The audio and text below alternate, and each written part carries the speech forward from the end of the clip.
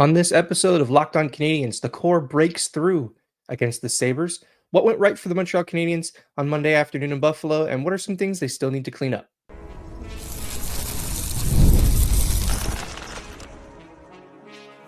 You're Locked On Canadiens, your daily podcast on the Montreal Canadiens, part of the Locked On Podcast Network, your team every day.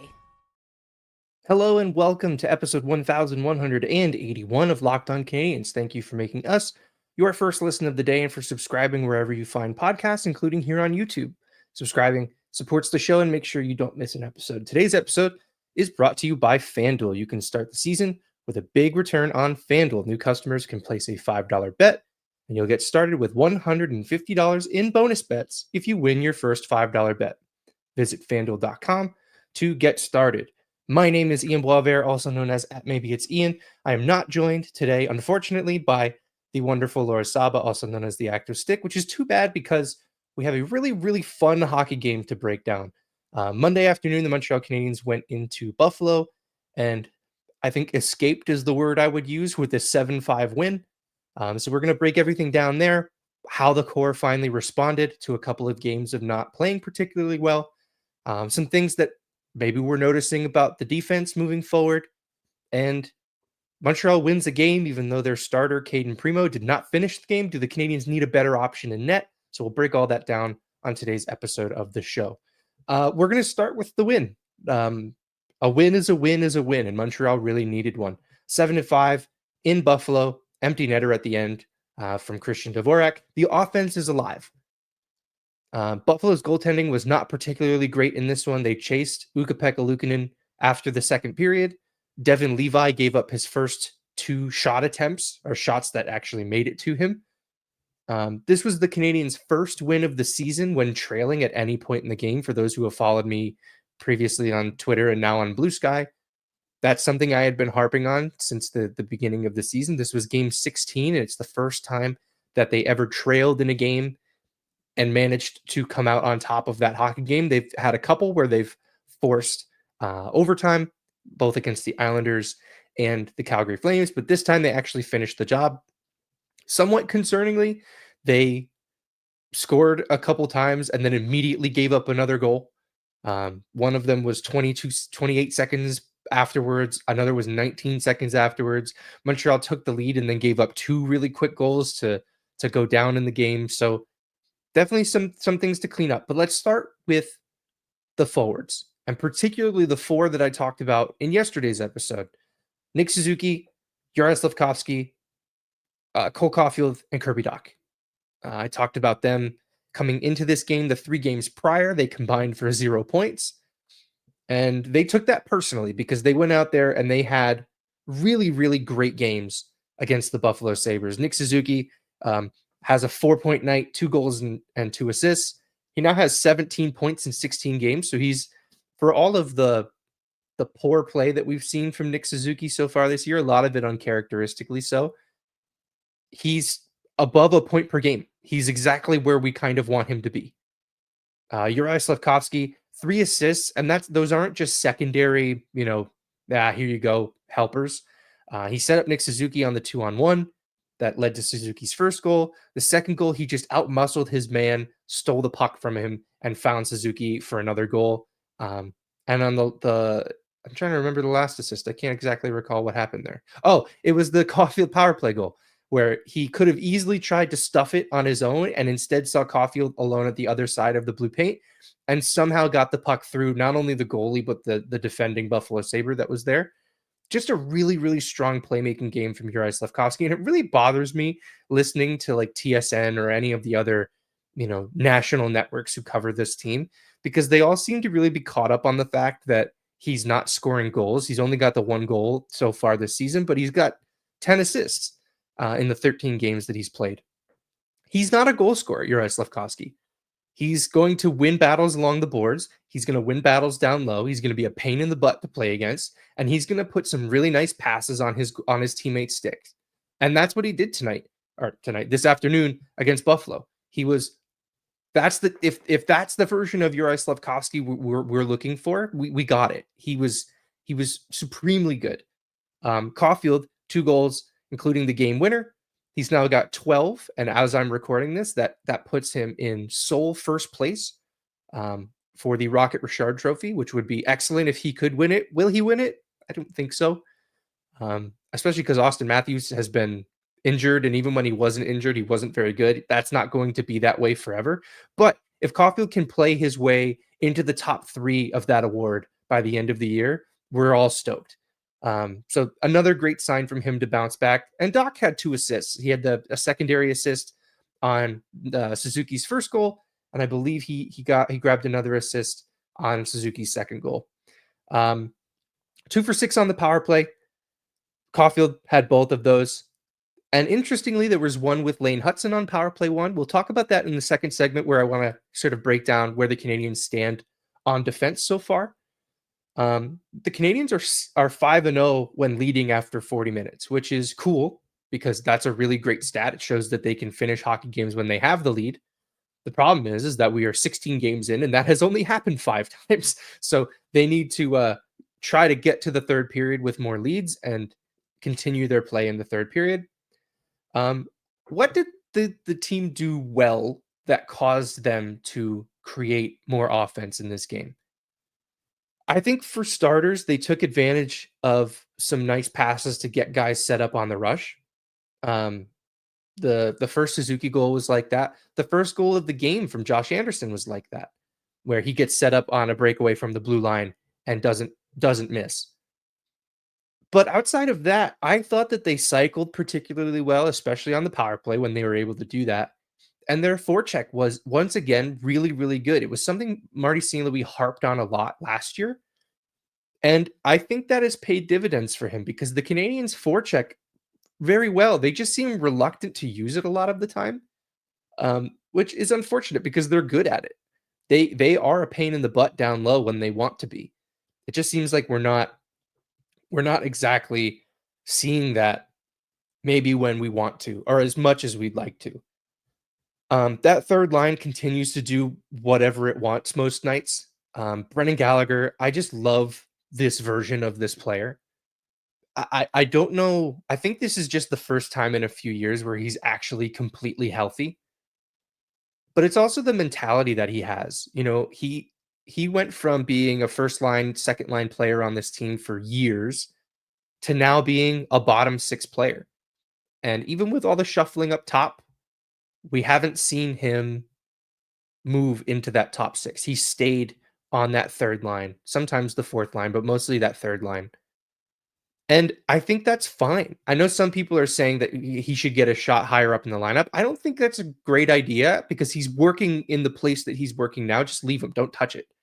And the fourth line in limited minutes was pretty good. Heineman scored. They didn't allow a shot at 5-on-5. So again, that's if your fourth line scores, it's a bonus. But if they're also not allowing the other team to do anything, that's sort of what you're hoping they do. You're hoping they keep the line moving so that the big guns can come back out and perform. You're just buying them time, essentially. The second line, however, of Caufield, Evans, and Newhook at 5-on-5 was not good. 31.94% expected goals.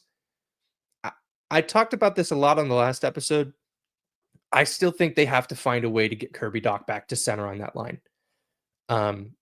Because we saw Cole Caufield when he had his regular cast of players around him, and he was great.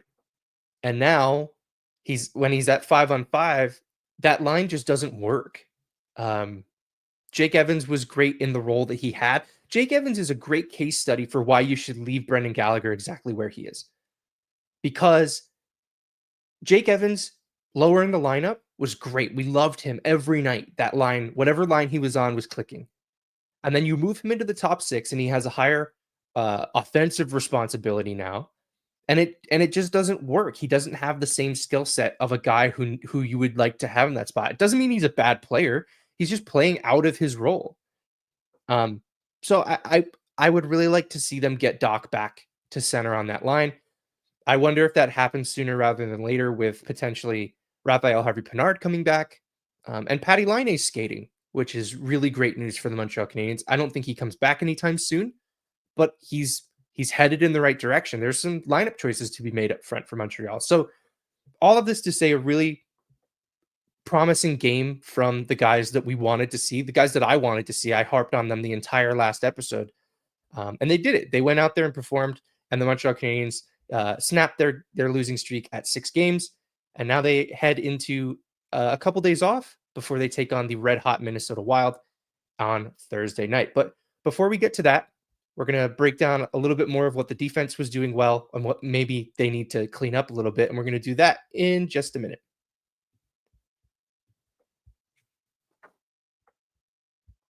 This episode is brought to you by SelectQuote. The World Series, the Super Bowl, the Olympics, the world's top athletes get to play in all these top-level sporting events thanks to one thing: teamwork. And teamwork can also protect your financial legacy and your family's future. SelectQuote's licensed insurance agents are the perfect teammates when shopping for customized, affordable life insurance. They can find you the right policy to keep your financial legacy safely in your family's end zone. SelectQuote is one of America's leading insurance brokers with nearly 40 years of experience, helping over 2 million customers find over $700 billion in coverage since 1985. Other life insurance brokers offer impersonal, one-size-fits-all policies that may cost you more and cover you less, while SelectQuote's licensed insurance agents work for you to tailor a life insurance policy for your individual needs in as little as 15 minutes. And these policies are more affordable than you think. You can get coverage for up to $1 million for as little as $20 per month. Head to selectquote.com and a licensed insurance agent will call you right away with the right policy for your life and your budget. Get the right life insurance for you for less at selectquote.com/lockedonnhl. Go to selectquote.com/lockedonnhl today to get started. That's selectquote.com/lockedonnhl. Today's episode is also brought to you by FanDuel. Get ready to tackle the NFL action with FanDuel's America's #1 sportsbook, because right now new customers can bet $5 and get $150 in bonus bets if you win. The FanDuel Sportsbook app gives you everything you need to place live bets on the NFL all in one place. So when you get a hunch in the middle of the game, you can check out the latest stats, view live play-by-play, and so much more on the same page where you place your bets. Just visit FanDuel.com to join today. You'll get started with $150 in bonus bets if you win your first $5 bet. I'll say that again. You'll get started with $150 in bonus bets if you win your first $5 bet. That's FanDuel.com. Never waste a hunch and make every moment more with FanDuel, an official sportsbook partner of the NFL.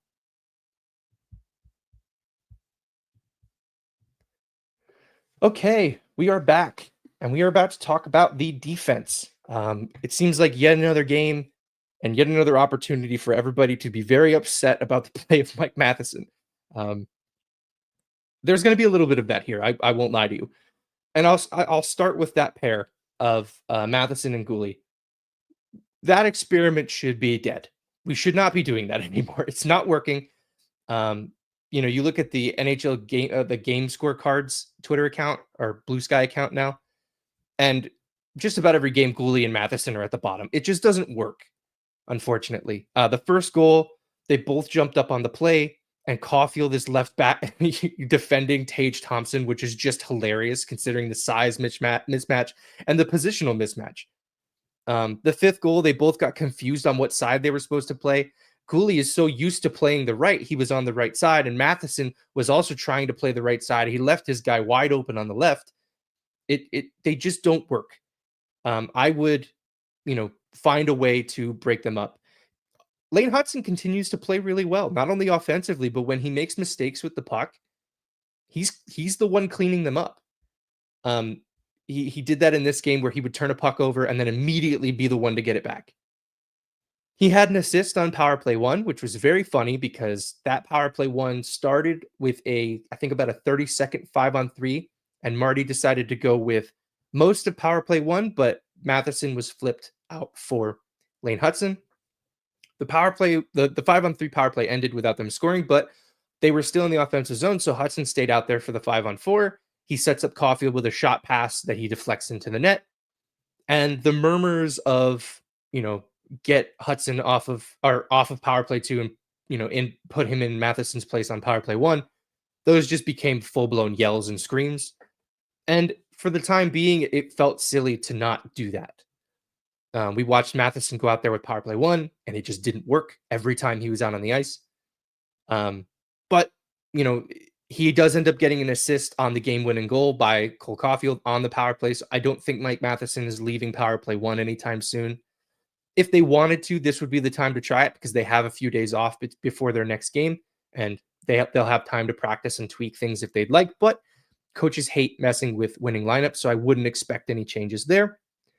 I just think that the training wheels for guys like Hudson and Gooley need to be removed. And the training wheels for those guys, Hudson, it's Savard. Savard is his training wheel. Even Gooley, who I think could lead a pair on his own, it seems like they're kind of doing that with him and Matheson, that Matheson is kind of his training wheel, even though he definitely doesn't need that. What I'd like to see is Hudson, Gooley, Matheson, Savard, and Xhekaj, Struble. Xhekaj, Struble in limited minutes have been very good. I think they were the only defense pair that was not out for a goal against Buffalo, which in a game where 5 goals were scored, that's kind of impressive. And I think if you're looking to take anything away from this from a defensive standpoint, and this may sound funny, but hear me out, the mistakes in this one were not really issues related to the hybrid defensive system. They were just other bad decisions, which is neat that we're talking about them being porous defensively, but not in the same ways. You know, the Sabres just took advantage of a lot of chaos and miscommunication between the Canadiens defenders and sometimes the forwards. That sort of stuff can be cleaned up rather easily. That stuff isn't related to understanding a defensive structure, understanding the hybrid defensive zone. So even though they gave up 5 and at times it was frustrating, I think the defense was a lot better in this one. And, you know, the Canadiens statistically had a great game. Expected goals, they were up. Possession, they were up. They didn't get outshot, which is something that rarely happens with this team. And Buffalo, you know, in the last episode when I talked about the weekly recap and I talked about Columbus at the end of the week being a game that you have to win if you want to prove you're not a basement team. This game against Buffalo, this is a team that Montreal was supposed to be sort of hovering around, and they took care of business in their first game against them. So looking forward, I think they have them 3 more times this year. If they're half as fun as this game, we're going to have a great time. But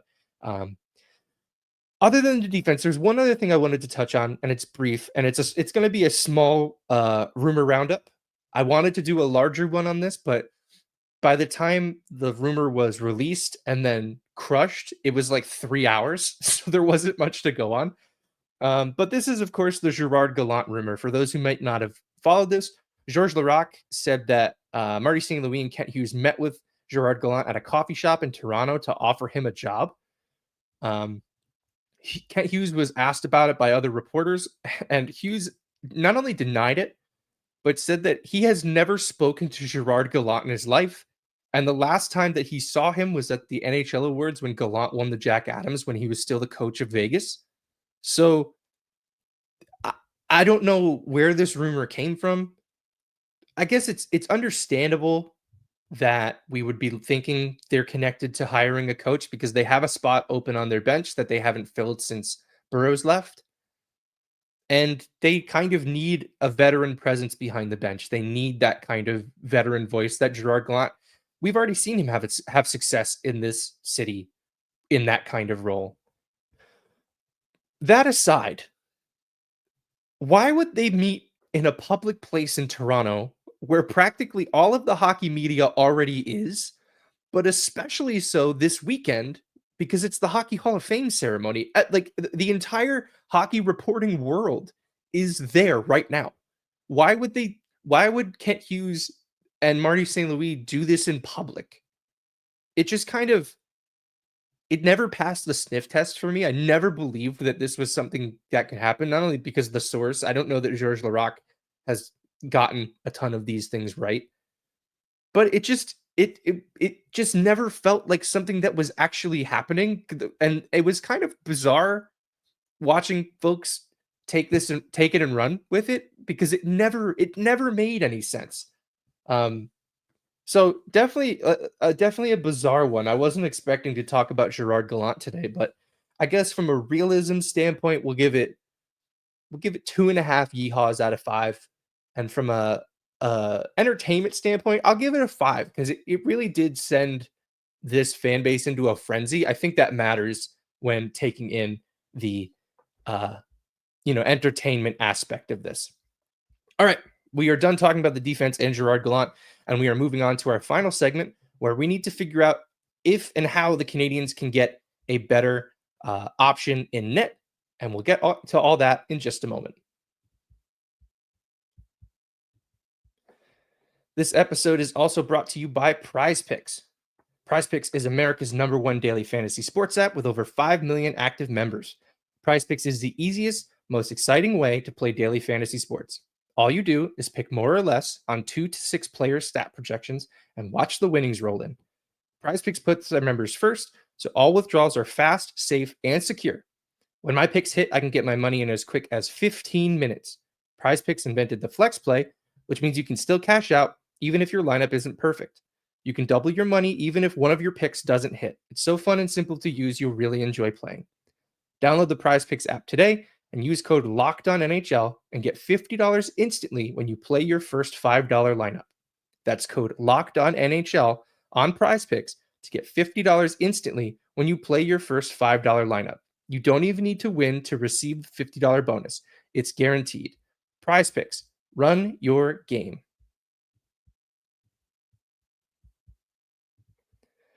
All right, we're in the home stretch here, and it's weird to be talking about goaltending after a win, but here we are. Cayden Primeau gets pulled middle of the third period after we had already seen Ukko-Pekka Luukkonen get pulled for the Buffalo Sabres. He gives up 5 goals on 14 shots. Let's walk through them quickly because I think people see things differently. I went back and watched all of the goals and just to get an understanding of what we are seeing here. First Buffalo goal. Thompson drives the net with Cole Caufield defending him. He makes a power move. He scores by sliding the puck 5-hole on Cayden Primeau as he's moving from right to left. A save there would have been nice, but I understand why that goes in. Tage Thompson, who didn't finish the game, by the way, he got hurt, which is very concerning for the Buffalo Sabres. But Tage Thompson is an incredible player. Sometimes you just tip your cap. That might have been one of them. Again, a save would have been nice. It wouldn't have been out of the ordinary. But that goal was not squarely on Primeau's shoulders. Second goal, Dylan Cousins deflection, a wrist shot from the point from Dahlin, I believe. Again, deflection, not much you can do. That seems to be the book on the Montreal Canadiens, is if you just wrist things from the blue line, they'll go in. So again, not particularly Primeau's fault, but what are you going to do? Peyton Krebs, Heineman gets hurt. He blocks a shot. He's skating off. There's some confusion at the bench. Most of the Canadiens are on if you're the broadcast camera being the point of perspective here, most of the Montreal Canadiens were on the far side of the rink. And Krebs just sort of, they went in and Krebs was able to come in down the right wing and score. That one you need a save. That is a shot that an NHL goaltender should be expected to stop. He did not pick a corner. He did not, burn him with the hardest shot you've ever seen. That should have been a save. Goal 4, a Dahlin power play goal, a one-timer from high in the slot. Yes, Primeau is screened, but watch it again. He also makes no effort to look through the screen.